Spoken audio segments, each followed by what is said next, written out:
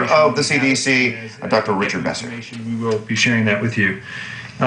As more communities become affected by the H1N1 virus, the activities that public health and the communities are undertaking to try and control this will become more visible.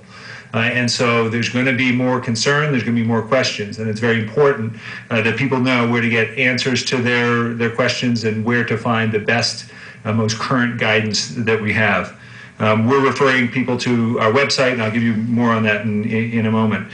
I've been trying to make the point that there's shared responsibility when it comes to preventing infectious diseases, shared responsibility when it comes to fighting a new infection for which we have incomplete information. There are things that the government needs to do, and we're aggressively doing those things. There's things that communities need to do, businesses need to do, and there's a lot that individuals need to do. And I'll go through those again. But let me start with an update on our cases. In the future, we may move away from case updates because as we see more cases and more suspect cases, the numbers become a little murkier, and we'll focus more on where things are occurring and what that tells us about the spread of infection. Today, I'm reporting 109 confirmed cases in the United States. We have 11 affected states with confirmed cases. There are many more states that have suspect cases and will be getting additional results over time. In New York, there are 50 cases, Texas 26, California 14. And again, I'd refer you to the CDC website where you'll be able to find all of this information. The new state is South Carolina, which has 10 confirmed cases, 2 in Massachusetts, 1 in Michigan, 2 in Kansas, 1 in Arizona, 1 in Nevada, 1 in Indiana, and 1 in Ohio. And in the future, I think what I'll do is just give you the overall number and refer you to the website for states. Our median age of cases is 16 years with a range of 22 months to 81 years. The most recent case onset that we have confirmed is April 26th. The majority of onset dates appear to be after April 18th. 6 of the confirmed cases have been hospitalized, including the unfortunate case we reported yesterday of the child in Texas who passed away. I want to put this in context again of the seasonal flu so that people can understand. Influenza is a virus we see every season, every winter. It can cause severe disease. In the United States, on average, there are 36,000 deaths from seasonal flu. And so I think as we see this virus in more communities, as we see more people who are infected by this virus, we're going to continue to see a broad spectrum of disease, from milder infections to more severe infections. And unfortunately, I do expect that there will be more deaths. As we continue to look, we will see more cases in more states. And we will see that there are differences in actions across the country. This is a good thing. It's very important that we look to local and state public health to look at their situation on the ground, their local context, and take the recommendations that we're providing and apply them locally. And so you're seeing differences. And we hope to learn from these differences in terms of what are the most effective control strategies for this new infection. There are reports that there's broader school closure in Texas, and we'll look to see what was the impact of that. Is that an effective strategy?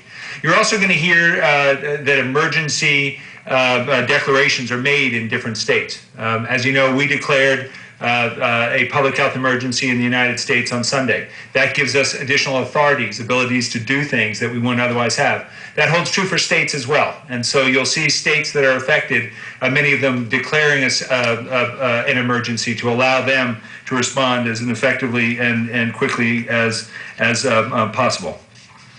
Let me go through some of the public health actions that are underway. We continue to work with state and local health departments. We continue to work with the World Health Organization and the Pan American Health Organization, and we're working as part of the tri-national team in Mexico. Later this afternoon, we'll be publishing an article in the MMWR, that is summarizing some of the data coming out of Mexico. That's being reviewed still by the various groups that are authors to that. Those bodies include the World Health Organization, the Pan American Health Organization, Canada, Mexico, and the United States. So that will provide additional information on the situation in Canada. As you know, last night the World Health Organization raised the pandemic threat level to 5. This is a good thing. It doesn't impact on what we're doing here in the United States, but it's really a wake-up call to the rest of the global community, that if you haven't been paying attention to what's going on here and in Mexico, it's time to pull out your pandemic plans and think about what you would do if this infection were occurring in your own borders. It's time as a global community as well to think about what are the needs of other countries, what are some of the needs of countries that don't have the resources and haven't been planning as intently as we have been here in the United States. I want to talk about some of the work we're doing in the field. We are continue to be deploying the Strategic National Stockpile. This is the collection of antiviral drugs and materials that could be used in hospitals. We have completed deployment to 9 states, and material is moving to the rest of the states. And so all of that should be complete by May 3rd. There are no reports, and we don't expect any reports of shortages of any antivirals in any states. We're doing this movement of drugs as a forward-leaning move in case, in the event this were to become something much bigger than it currently is. We have 34 CDC staff deployed in the field in 5 locations, including 11 staff in Mexico.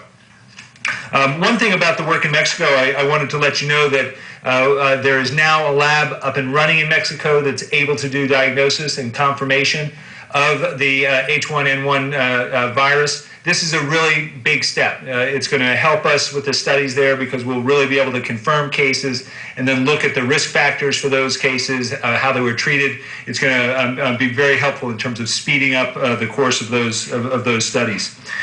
We've expanded greatly our information resources. We've added 50 new staff for our information line, and that's 1-800-CDC-INFO. The other day, with the influx of volume, there was almost a 15-minute wait for some of those calls. We're now down, I think, to less than 90 seconds, which is good. And that's dramatically reduced the drop rate on calls. It's so important that when people want information, when they're concerned, they're able to get it, and that's going to help do that. We're getting 4,000 calls and over 2,000 emails a day. We've added new servers and technology. We're getting 6 to 8 million hits per day on our website. We're doing webcasts. We're doing one later today. We're out there twitting as well, and I've never twitted, but for those who twit, they find that it's a good way to get information. We're issuing more recommendations and guidance. We'll be putting out later today information for colleges and universities on what to do should they have cases on their campuses. We've already put out, we always have had guidance for flu outbreak control, but what this will do is provide some additional guidance for this new strain of what they should do on campuses. Basically, we want people to review their plans and be ready to implement them, track and report illnesses among students, and then promote the same activities we're asking everyone to do in terms of personal prevention. Yesterday, we talked a lot about vaccine and the movement towards vaccine, and had discussion around growing up the virus so that we're able to move towards production of a vaccine if we decide that is warranted, and those efforts still continue to move forward quite successfully. Okay, so in closing, I want to reiterate something that I've said repeatedly. What we call this matters much less than what we do. We continue to be very aggressive in our approach, and we're going to continue to do that until the situation tells us that we no longer need to do so. There's no one action that's going to stop this. There's no silver bullet, but all of the efforts of governments, the efforts of communities, the efforts of individuals will help to reduce the impact on people's health, and that's very important. The actions will vary by community, and that's a good thing. We'll learn from that what things are more effective and what things are not a good use of resources. And those things that aren't a good use of resources, we want to stop doing them so we can really direct our efforts into things that are showing to work.